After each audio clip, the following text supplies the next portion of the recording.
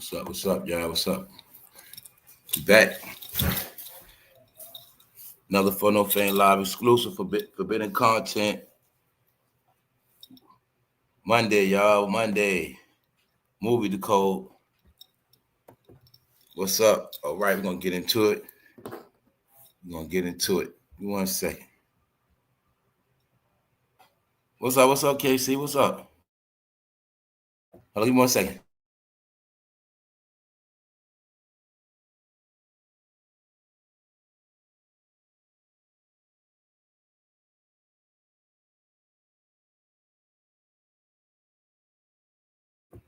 All right, anyway, I'm going to just do it. You know what I'm saying? I'm going to just do it. You know what I'm saying? All right, let's go. So look, right? We're going to get into Boys in the Hood. A lot of people, this is probably your favorite movie. A lot of people know about it. I grew up off this movie. A lot of people grew up off it, but this movie got a lot of meaning to it. And this movie was never just about, it wasn't just about shooting and all that. This whole movie was coded. This whole movie had a meaning. But I'm gonna tell you, as I got older, Boys in the Hood means everything. It's all in this movie. So I'm gonna get into it, right? Like this movie was showing us. Now, like I said, ain't no coincidence. I saw this as a teenager, but it was telling us all throughout the movie and how the movie went down. They was telling us that we was going to die and start dying before we actually started dying, because, like I said earlier, it was a such thing. It was not no such thing as this many people dying from gun violence. But this when it started. This when it became popular when they put it in the movie. But this also around this time after that when they started this narrative that y'all gonna die before y'all 18. Y'all gonna die before y'all 18. Y'all gonna die before y'all 21. Y'all gonna have child pregnancy. This when they started to push that stuff before it was even real. So this is that whole thing of art imitate life, life imitate art. They was telling us what was going to happen and put in a movie, and then it started happening. This where we talk about how we was trained to follow what we see because it was subliminal messages. So they was telling us we were going to get shot and smoked and killed before it even went down. I mean, okay, it was a Los Angeles thing, but it wasn't around the world. So you now got the proof that they actually took gangbanging and put it on a Hollywood screen to promote it throughout the world. And this is the thing that helped push the narrative that y'all gonna die before y'all 18. And the other half of y'all going to jail. It was all in the movie. Then let's go back because like I said, the movie concept was about Trey. Trey represents the young man that was trying to do right from a good home, but his parents was divorced. So Trey was in the middle, even though he had a father. But it also showed that you can have your mother, you can have your father, but the power of the streets and influence and peer pressure is great. And it was showing us in this. So that's what I say with these narratives that people didn't make it because they ain't had no parents. That's BS because it's people that had parents and felt more than people that didn't have parents. You see what I'm saying? So nah, that's not it. The thing is, it's that peer pressure. Because no matter how you raise what we go through, soon as we come out that house, it's that peer pressure that got that power. It was called when we was in school, all that. Yes, that's the real power for us. That's when we start getting our first, you know what I'm saying, brainwash. And that's when they ask us some questions, what? You a follower or a leader? And even in this movie, then he asked Trey that, boom. Because that's what they used to ask us back then, because it was the truth. Because people knew back then it was very important. As you get older, young man, it's going to be paths you got to take. Which one you're going to take. And if you don't know which path to take, it's people going to lead you. It was always known that. So that's why I say some people knowing they was going to be leaders and things like that. But see, this movie is showing now what's a fantasy. Because remember the so-called black man raising his son, that's a fantasy. Remember? What else? Oh, yeah, this before the era of child support. This before it was really a such thing as a whole lot of people getting locked up for child support. This is when what happened? Because I grew up just like this. If your parents broke up, they still had some type of agreement, some type of understanding, and you visited this parent on the weekend or other parent on the weekend. That's how it always was. But they had understanding. It wasn't no such thing as child support like that. You know what I'm saying? Because they also knew back then that child support stuff ruined the child. All right, they knew certain things. They knew certain things, so we ain't gonna go there. I'm just gonna show you how certain things wasn't even in the play to this movie. All right, so and this movie hit even more if you from California and you ain't getting nowhere and you still stuck in that same boat, you ain't gonna get it. Also, like I was talking about, this movie also showed on the other side how California, South Central, and Black people had good stuff going on, raising their kids to be right, nice neighborhoods, taking care of things, because also all of this movie is based on some of the first Black homeowners in South Central. That's what this whole thing is about. How these communities were started to be nice, and then they started to get corrupt. And Furious Styles, the father, he knew everything. What was they also teaching us in this movie? He was talking about what? Regentrification, which we see right now. He was talking about back then. What else? How they keep people under spell, brainwashed with 40s, drugs. Or remember, he was breaking it down. Remember, he went to the hood and was schooling them, talking to them straight up, telling them what it is. Boom. They wasn't listening, right? But it also showed that the times was changing. And that's what we was dealing with. That's why this whole movie, Boys in the Hood, was based on Trey being a good boy, but he had so many bad influences around him. Plus, it was the fact that he was in the hood. So I'm saying he was a good boy, but he was in the hood. So being that he was in the hood, everywhere Trey went at, it was failure or some type of negative energy. He couldn't escape it. You know what I'm saying? From the house part, all this stuff was in the movie, y'all. Then what? This became reality, y'all. This to the point where I remember the whole thing. Look, they had to actually stop making 40s for people to stop drinking 40s. What? He was teaching about regentrification back then. That's going on right now. So this movie is also showing the real life of California right now for people who get it. Because in the movie, Furious was telling the people of Los Angeles back then, yo, they trying to push us out. Yo, they trying to take over. He was telling it back then because it was coded in the movie. They was telling y'all, the script writers were saying, guess what? One day y'all gonna get pushed out. We're gonna put it in the movie.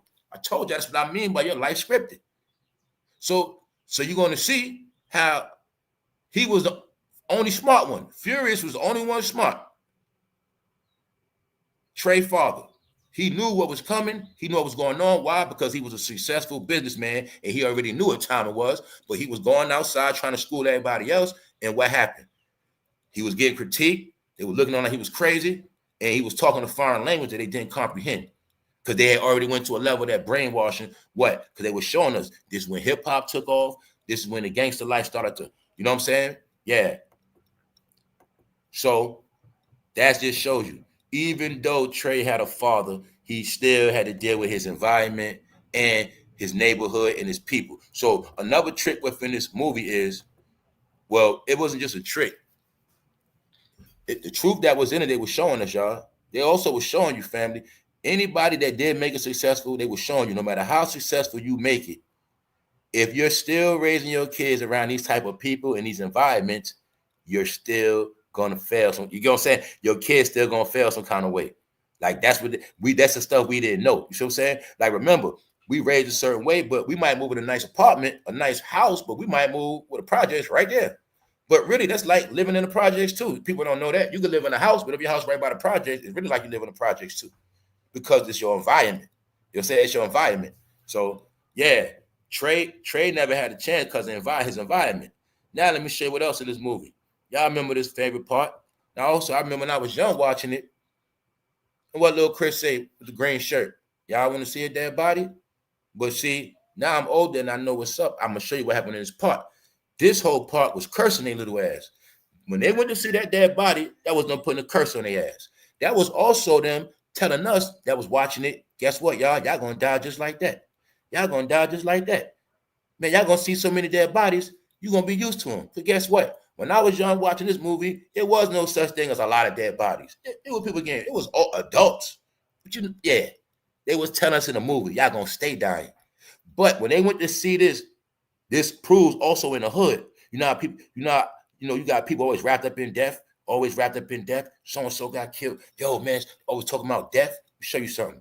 Now you're going to see, when they went to see that dead body, when they was young, somehow as they got older, that shit caught up with them. Because Chris was in the wheelchair, Ricky got smoked, and Doughboy, he got smoked too. All of their ass died. Only one made it out was Trey, because they was ready to sacrifice for Trey to make it. That's what it was. Trey had to learn about evil through them. And once Trey seen all that evil to hang with them, he was like, man, I ain't with that evil stuff. And Trey went to fly straight. That's really what happened. His father then couldn't make him fly straight. No, when Trey was with the gangsters and he seen how evil things get, that's when Trey said, nah, I'm good. And that's what happened. But other than that, they all had that curse on them. You know what I'm saying? Because they were showing you how when you're in the hood, you're going to be having them curses on you. And when you're in the hood, you're always going to be intrigued by death. You're going to be intrigued by everything bad. And no matter who you are, you can be the best person in the world, but you're still going to be around all this wickedry. And when we watched this movie and we was young, they was telling us back then, y'all going to die. Y'all going to die. And there was no such thing as juveniles dying at that time, but they started that narrative of most black men going to be dead in jail. That's when they started it. But they was putting curses on us. See what I'm saying? And that's what they was doing. Because right after this movie, it started happening. You know what I'm saying? It started happening. So now you know Ice Cube is a good actor. You also see John Singleton to the left, rest in peace. You see Trey right there. Yeah, y'all know Cuba Gooding Jr. Just so happened he's in the case with Diddy right now. Just so happened his ass gonna be in court too for Diddy trial. Yes, he is. So like I said, we also looking at how all this stuff is playing out. Yeah. But you'll clearly see from this, they were promoting the gun. It was family. This is straight promotion. Remember, there's no such thing as a gun commercial. But you will see this looks like a gun commercial. Hey, kids, get you one of these. You know what I'm saying? Or whatever. You know what I'm saying? Get you one of these. Promotion, y'all. This is why I was showing y'all we didn't have a chance, because they were pushing this shit on us. Pushing it, promoting it. It was good and fun too, but I'm just showing y'all. This is what separated the line and made people not normal. See, when you was taught to praise a gun as a teenager and a child, and the other people, they not taught that stuff. This is where it starts at, y'all. It's right in the movie, man. You know what I'm saying? So this is when they first started to promote the gun at another level. The main gun promoter was the 9. And another reason why they promoted that 9, because the truth is they always knew the 9 wasn't as accurate and the 9 wasn't as powerful as other weapons. You know what I'm saying? So they also promoted for the street dogs, the pack 9s. So if it ever came time for you to go head to head with the people, you always going to lose with those 9s. Yeah, it's the truth. Yep. Let's go. That's why they actually made 9mm the gun for the thugs to choose. Yeah, it also gets you locked up faster too. That's what it always been. The 9 always been. It was made to be like that. So anyway, you're going to see how Furious Styles was trying to fight off, the peer pressure of his son, but it was too powerful. There's nothing he could do. Also, this is part of our manhood growing up, when you got to learn to be your own man and walk your own path, because it is some people that had to grow up fast and duck peer pressure, fight peer pressure, go the other way, get critiqued, whatever. But that's the stuff that make you a man in life. So you also will see the narrative of Furious Styles fighting for his son's Trey, even though today it's a narrative that black men ain't around their child, and there ain't no such thing as that no more. All right. So you see that as time went on, things started to change, and as they got older, Trey was in between, y'all, because this was the point where he could have went either way. Remember, he was all in with the gangsters at one point. It also shows us about Ricky. Ricky was a good dude. Ricky was in college, but Ricky was stuck in the hood. Why? Ricky came from a poor household. Him and his brother come from a dysfunctional family. What they say? Man, they got 2 different daddies. So it also showed you in this movie, y'all, how Trey knew his parents. He grew up one way. Ricky and Doughboy, they had different fathers, which means they had different spirits, which means they were never going to get along like that. And that's why to this day, sometimes family don't understand, like, a person can be your brother and sister. You're going to love them to death, but somehow y'all never get along because I got different daddies. Yeah. So that means something. That's in the movie too. It also show you in the movie the sibling rivalry between Doughboy and Ricky, which deals with favoritism. And we know a lot of people deal with in their household? Favoritism. So that's also coded in the movie, the favoritism between a brother. Because Doughboy felt like his mother didn't love him because he wasn't the favorite. He didn't play sports. He was a knucklehead. He was going to jail. So that was a beef. And that also is part of those generational curses. That's in the movie. So I'm also showing you the different levels of curses.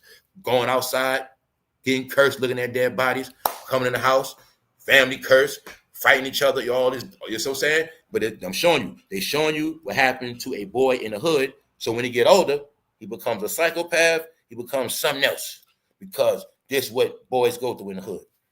All of it, all this shit coded. All right. It also was telling anybody from Los Angeles, you ain't have a chance. And if you made it, salute yourself, because they were telling you, and according to the movie, y'all all was supposed to die. Period. That's the whole concept of this movie, y'all. That's why the good boy died at the end, Ricky. Because remember, he was trying to go to college and he died. See, remember, they showed you that in Menace. Remember the other movie in Menace? When it was time to leave, they kept talking about they trying to go to college, trying to get up out of there. The killers came. Because they were showing you, LA, if you don't get out, you're going to die. And y'all trying to leave is going to always be a fight for y'all to get out. It was all in the movie, y'all. So my point is, if this came out in 91, if we was to count all the bodies from 91 and then in LA and around the world, you get what I'm saying, y'all? Because when this movie started, all these bodies, and it wasn't even like that. People got smoked, yeah, but it wasn't like that. Mostly back then, I remember people got smoked over drug money. Like I said, you had your gangs, but they wasn't smoking people every day. I mean, you know what I'm saying? Well, everybody wasn't dying every day. It was different, you know what I'm saying? But people also knew this back then. If it dealt with the streets, mind your business. So if it was gang-related, street-related, it was mind your business, and there was no such thing as civilians getting slaughtered every day. That's what we're talking about. The civilians getting slaughtered every day started with this. You know, with grandma getting shot on the porch, stuff like that. You know, the lady got shot with the baby. That started around this. That's when all this stuff started. Because remember, they didn't promote walk up and shoot somebody. No, they were promoting what? Them drive-bys. They always promoted them drive-bys. And the whole key to drive-bys always meant what? Anybody can get hit, y'all. Come on now. That always was this. Everybody know anybody get hit with a drive-by. But you're going to see they promoted them drive-bys. That's right. Okay? When you watch a mafia movie, what they promote? When you watch a mafia movie, they show you executing people with a silencer. Clean. Right? You done seen movies, 007, they'll show you that movie. They taking people out clean with a silencer.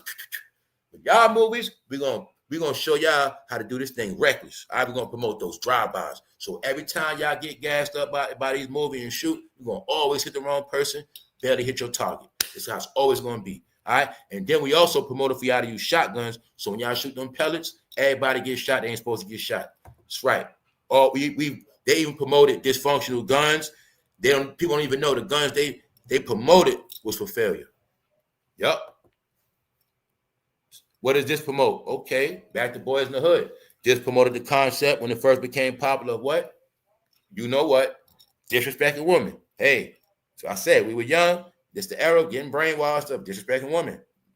This where the whole concept of witches ain't come from. You know what I'm saying? And it showed the disrespect of him cursing, disrespecting a woman in front of his mother, which proved that he didn't respect his own mother. And what they say, a man that don't respect his own mother, boom, boom, boom, he don't respect no woman. It's right in the movie, y'all. Right in the movie. Then they showing us how what Dookie had the pacifier was showing us that he the grown man that don't want to grow up, still walking around with a pacifier, which represented he's still childish. Also showing when Ice Cube disrespected her, he thought it was funny. That was showing you. Bingo. All right? It was showing us. But remember, back then, the shit was cool. So we got to look at it like that. It was cool back then. You know what I'm saying? No, this behavior, y'all, was taught, promoted, accepted, loved, and embraced, and now it's over 30 years now. So when people talk about this lifestyle and this culture, not it, when I tell you a lot of that shit come from movies, because if you never would have seen this movie, if LA was never put on the screen, you would never know about this behavior. Huh? It's just that simple. If it was never promoted, you never would have known about that. It would have just been an LA thing. And that's just how it goes. No, they wanted the world to understand the Los Angeles culture. Then after this, Dr. Dre Chronic came out. Then after that, you know what I'm saying, Snoop Dogg and all that shit came out. Right after that, it was a lineup. Then after that, then while that's going on, Menace come out. It was a wave. Yeah, they wanted everybody to embrace the culture. So that's why I say it always been like that. New York influence from New York to West Coast, and then West Coast has influence from West Coast to East Coast. It always been like that, y'all. You know what I'm saying? Then the South influence everybody, and then the North, Chicago influence everybody, because the whole key was to get y'all wrapped up in every part of this culture that is filthy. So it would be the recipe for y'all to slay each other. But this is where it started at. So when we watch every black movie on Tubi of somebody shooting each other, this is where it started from. All right? This was one of the main movies. All right? To show all the dysfunction of what? Brothers fighting brothers. This movie also put the details of everything that happened in the household. Like, I ain't gonna lie, I saw my brothers fight like that. I saw my brothers trying to tear each other's head off. So and I know other brothers. I know brothers that pull knives on each other. I know brothers that pull guns on each other. These are facts. Facts. You know what I'm saying? I'm talking about one set of brothers. I know from one situation, they don't try to stab each other. I know some other brothers. The younger brother had to pull out a gun on the older brother because he was tired of shit. And they were straight brothers. I ain't never in no shit like that. But we know what this stuff is about because it all goes down to the dysfunction, y'all. But this stuff was in a movie before some of us even knew what dysfunction was. Right? You see this now. This will, you know what this is right here? This will be right now what you would call an Instagram live video of two brothers in the yard fighting. That's what this will be right here. All right? But this shit was showing us how that shit was been going on in the hood. It also showed how in the hood we ain't had nothing to do but sit around, get high, talk about nothing all day. All right? All this in the movie. All this in the movie. It also shows you that what? They all started out one way. Like I said, Chris got shot in the wheelchair. Doughboy, he just became a dope dealer. You see what I'm saying? The rest of them sidekicks, but it just showed this. This is what also started to glorify the hood, posting on the block, chilling on the porch. But what this was really showing us, y'all, this is the picture of y'all going nowhere. This is the picture right here. All right? This is the picture right here. Showing y'all ain't never going to go nowhere. Pacified, y'all ain't never gonna grow up. You're always gonna be childish. All right. You're gonna see the getting high part. Y'all always gonna want to get high, and you're gonna see the girl. You always gonna want to be hard. You always gonna want to be around the bro. You always gonna want to do what the bros do, and y'all all gonna be stuck in the hood. This movie also could have been called Stuck in the Hood. Yeah, that's what all this shit means. All this is all in the movie, y'all. Right? When that whole saying is what? You ain't ish, you ain't never gonna be ish. That's right here in the movie. It's right here. That's what this means. So the reason why John Singleton got his clout, because the truth is he was able to take this experience and make that shit look so crystal clear on that screen. It was artwork the way he did it. Because to this day, if you watch that movie, you're gonna feel it. You're gonna feel certain parts of this movie because that's how real it was. Also, to prove to y'all back then, film was real, actors was real. So the truth is, that's why I don't really be feeling Netflix like that and all them other janky ass networks, because this was real acting, y'all. You know what I'm saying? Yes. All right. So yeah, the disrespect in front of his mother, all that's in here. All right. So it was showing us also that a lot of y'all, through the gang banging and street activity, a lot of y'all gonna be in wheelchairs. Get it? They was actually promoting brothers that's gonna be paraplegic one day. All that's in the movie. Y'all gonna be paraplegic, shot up, all that. Yup. And yeah, sidebar, you see the Zulu Nation shirt Ice Cube got on. Yeah, because people forget he's with the team too. Yes, he is. Other than that, you will clearly see they were promoting the what? Dysfunctional behavior. This is what I learned back then. They always show how even in California it's gonna look pretty, palm trees, all that, but it ain't no peace. It is also said that that's part of the frustration in California when you got beautiful skies, all these beautiful trees around you, but things are really messed up. Or you grow up in California, but you don't got the money because you see Beverly Hills and all that. It is said that alone is a certain mental effect born and raised in California. That's what they say. All right. It's that's why I say a lot of this stuff is science, y'all. So you also see what happened to Ricky. What happened? What was the narrative in the movie they show you? I'm gonna show you every little detail. What's the other detail? Y'all love playing lotto. Y'all love them scratch-off tickets. Y'all love playing lotto. What? If Ricky never would have been playing with that scratch-off ticket, Ricky would have been alive, y'all. It was that damn lotto. Showing you. He had already made it out the hood. He didn't even understand his lotto was won when he got that scholarship. He had already won. He didn't need to be in the hood no more. All Ricky had to do was be in the house. Mind you, another thing in this movie, Ricky got smoked over his brother Doughboy. So they also show you the curse of the family. After he fought his brother, they fought each other. What happened? His brother got killed. And it shows the dark side that Doughboy knew deep in his heart his brother got killed over his ass because he the one that started the beef. There's two reasons why his brother got killed. One, he started the beef with the old heads. And for two, he fought his brother. So if he didn't fight his brother wouldn't have went to the store mad. So it showed you how your own brother get your ass smoked. It showed you that, man. It showed you how them sibling rivalries, no matter how much you wanted to be good, somehow some bad come out of it. You know what I'm saying? That's what it showed you in this shit. That's what it showed you. They was cursed. But it's in the movie because they put the curses on the screen. Because the movie was also the concept of Ricky dying. Y'all ain't never going to get out the hood. Y'all ain't never going to make it. And to this day, what happens, y'all? People go to college and still get smoked. I told you it's all coded in this. No matter what y'all do, y'all going to always get slaughtered. Y'all never going to make it. That's what the whole concept was in this movie, y'all. Y'all going to be boys in the hood. Y'all going to stay boys in the hood. And you're going to replace the Klan with y'all hoods, and you're gonna do the Klan's work. So this movie is coded so many different ways. Yes, because Boys in the Hood actually promoted, like I said earlier, the lifestyle of the Klan. Well, if people talk about all the slayings the Klan wanted to do, and they did, all you gotta know is after Boys in the Hood, that real slaughter started. That's right. No, the Klan that was blowing people away with shotguns and AK-47s. No, that was the new Klan. Because the new Klan was started from the other Boys in the Hood. Yeah. And that was also the promotion of this. Also, this movie promoted black on black crime. Yes, it did. Because people don't understand that this movie had affected those small towns more than everybody. Remember, y'all? Remember all those little small country towns and cities? They were the main ones that got influenced by Boys in the Hood and California. They were the main ones. Because remember back then, New York was New York, but we don't say we like California stuff. We was all in it, but we still had a line drawn. Okay, we New York, we love LA, we do LA stuff, we rock with LA, but we still New York. It was a line drawn. But other places, they thought they was California. When you start talking about all them Arkansas, Ohio, certain parts of Ohio and certain parts of Carolina, they actually thought they was from California. And they cities got ruined. Yeah. So, Boys in the Hood. Now it's also funny. Now y'all know John Singleton. This was his first break. Then he came with Snowfall, and when they was filming Snowfall, he's resting in peace. When they was filming the seasons, and they had to take it over, and that's why, me personally, I was able to tell when they took over his work, because Snowfall went somewhere else. But really, Snowfall, y'all, was really supposed to be like another type of Boys in the Hood series. That's really what supposed to have been.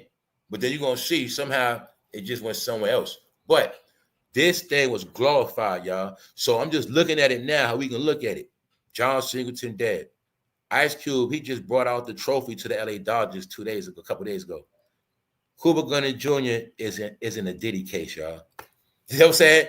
So we looking at how it all pans out. And we're also looking at somehow in this black entertainment, when it's all said and done, it always ends up bad for them. You got two examples. John Singleton died way before his time, and Cuba Gooding Jr. been embarrassed himself with charges. He been ruined his legacy. It's just what happened. You know what I'm saying? And we don't even know what's going to happen to Cuba Gooding Jr. because he got to go to court.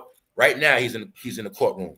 So this movie showed us the power of the streets, the power of the hood, the power of the influence, and it's also showing us that it don't matter if you got family, parents, it don't mean nothing when it comes to individual decisions.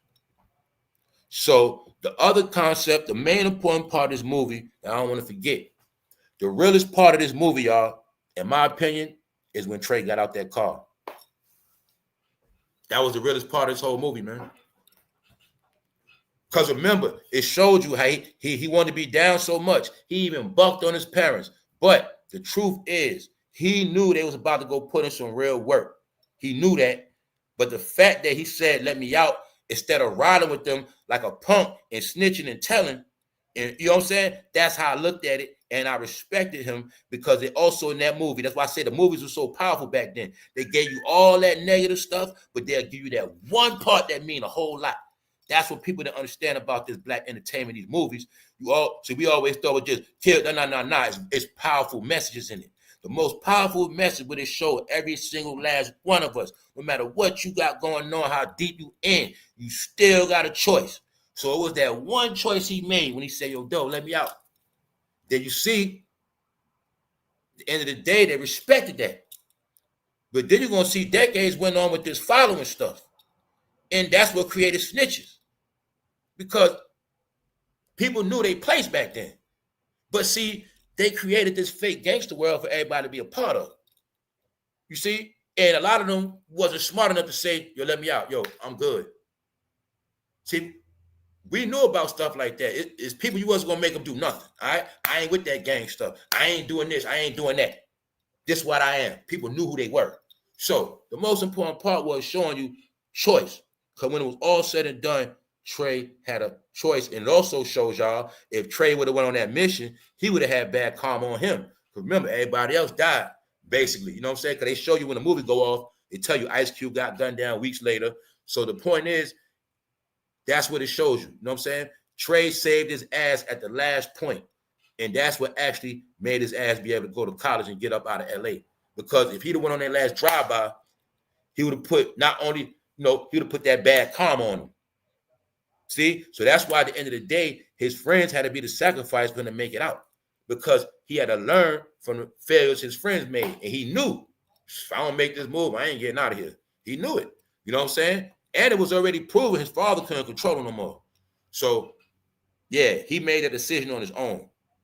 And it showed that that's when Trey became a man. You know what I'm saying? And that's what the whole thing was about. So it's called Boys in the Hood, but at the end, Trey became a man. You know what I'm saying? He became a man when he what? Left the hood. Because the hood going to keep you a boy childish. That's what the shit was about, y'all. But it was also showing us the different levels. What's that? Bro going to play sports. What pick one? Basketball. Which pick one? Football. Bro, he just might be a ladies' man. He cool. He ain't with none of that. Other bro, he gonna play the gangster role. And these are your 3 roles in the hood. Pick one. Well, bro, what you do? You gangster, you rap, what you do? What's the other one? He a ladies' man. He funny. What's the other bro? He plays sports. Also, that's what they were showing you. And they also showed you that, they showed us that Doughboy, his ass was gonna keep going to jail and he's gonna die. Because he was the gangster one, and that's what happened to him. All in the movie, y'all. And each 3 of them show us you always got 3 different choices. All right, that's what it is. That always in our face. All right, but this movie also showed us that this is when that rebellious spirit really started to take off. All right, that rebellious spirit. See, when he was trying to school the gangsters, and it was a rebellious spirit starting to take over the hood. This is when the first disrespecting elders really started. You know what I'm saying? When he out there schooling them, he already successful trying to school them, and they like, he talking stupid. Why? That's when everybody was brainwashed selling crack. Everybody was making so much money, y'all. People wasn't trying to hit nobody. You know what I'm saying? People making thousands a day. That was also the plan. They made it where young people make all the money, so they won't respect the elders no more. So that's how it was done in our generation. We didn't disrespect the elders. We just didn't respect them because we had more money than them, which meant they couldn't tell us nothing. And that's where that shit started at. You know what I'm saying? That's where it all started at, y'all. So yeah, Boys in the Hood, very important, man. And it's when you watch it again, like I watch it like every 10 years, something like that. But when you watch it, you're going to get a whole lot out of it because it represents a whole lot. You know what I'm saying? So on that note, I'm going to close out on this one. I'm not going to stretch it out. I think I covered everything. But the narrative is y'all always going to die. Y'all always going to fail. And that's what it is. And that's why they made a point to pick the darkest one to die and the cleanest one, the best one. The one that I'm talking about, the one that didn't do no dirt, that went to school, they made sure he died. Not Trey, Doughboy. This was the ruin, Brent. This was the ruin. See, remember, some movies, you get to the end, it's glory. No, y'all movies, when they get to the end, you're going to get some trauma. You're going to get some failure. See, Coolie High. It's always coded in the movie. Yeah? If it's a scary movie, y'all always going to die in the beginning. If it's other movie, y'all going to die in the end. You know what I'm saying? Hey, if it's Hustle and Flow, at the end, you're going to go to jail. It's always going to be like that because it was in the movie, y'all. Y'all going to watch these movies. And y'all gonna follow these scripts that we put in these movies because we're gonna put y'all life, we're gonna put how we want y'all life to be, what we want y'all to do. We're gonna put it in the movie and let y'all make it a reality. And this is the magic science that they was dealing with. That is the magic of Hollywood. That's why you'll see, y'all, that film was so good back then. The film made you look like you were standing right there with them. That's why I say I know real footage. I know film, y'all. You know what I'm saying? A good movie back then, it make you feel like you're standing right there with them on the porch. That's film, y'all. Them days over with that digital stuff. It's corny. Yeah, that ain't real film, y'all. No. So that's what, and they also had cut film because the film cost more money. know what I'm saying? The more film, you know, the longer the movie, the more film they gotta pay. They went to digital to cut a lot of that money. But when they did that, they took away from the art of film, y'all. You know what I'm saying? And that's why movies are bogus now. But see, what I mean is they played this shit out so good, we would have sworn all of them was really them characters. That's called good acting, y'all. And that's what this movie was. And John Singleton did start this and that. I mean, something else. This was one of the best movies made by a so-called black actor. Yes, it was. It was. And this shit had rocked that year. It was the biggest movie. And John Singleton, at this point, that's when he became favorite over Spike Lee, too. Yup. I know in my book, it's the truth. You know what I'm saying? So on this note, I'm going to close out on this, y'all. I'm going to holler at y'all later. We're going to get out of here. For No Fame movie, Decode. Appreciate all y'all. And we out. One.